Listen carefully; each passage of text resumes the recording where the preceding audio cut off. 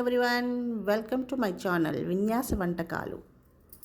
నేను ఇప్పుడు తయారు చేయబోయే వంటకము కరివేపాకు కారప్పొడి అండి. ఇది చాలా బాగుంటుందండి, హెల్త్కి చాలా మంచిది. మొదటగా కడాయి తీసుకుని అందులో 1/2 స్పూను ఆయిల్ వేసి ఎండుమిర్చి 10 నుంచి 12 వరకు వేసి వేయించుకోవాలండి.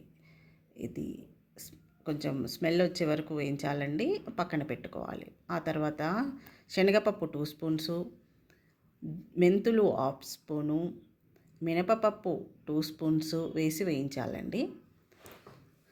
ఇవి మొదటగా వేసి వేయించాలి. ఆ తర్వాత ధనియాలు 2 స్పూన్స్,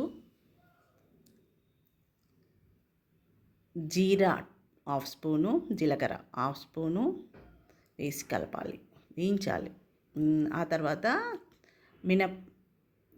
పుట్నాల పప్పు అండి, పుట్నాల పప్పు వేసి కలపాలి. చిన్న సైజు లెమన్ అంతా చింతపండు వేసి వేడి చేయాలి. ఇవి పూర్తిగా పక్కన పెట్టి చల్లార్చాలండి. ఆ తర్వాత మళ్ళీ కడాయి తీసుకొని అందులో 1/2 స్పూను ఆయిల్ వేసి ఒక పెద్ద కప్పడంతా కరివేపాకు తీసుకొని ఇందులో వేయించాలండి. కరివేపాకు మంచిగా కడిగి ఆరబెట్టాలండి, తడి లేకుండా ఆరబెట్టాలి.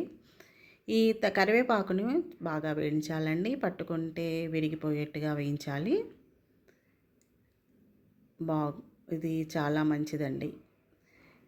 ఇవన్నీ పూర్తిగా చల్లారెట్టు పక్కన పెట్టుకోవాలండి. ఆ తర్వాత మిక్సీలో వేసుకోవాలి. ఫస్ట్గా ఎండుమిర్చి, పప్పు దినుసులు, చింతపండు, సాల్ట్. నేను సాల్ట్ 2 స్పూన్స్ తీసుకున్నానండి.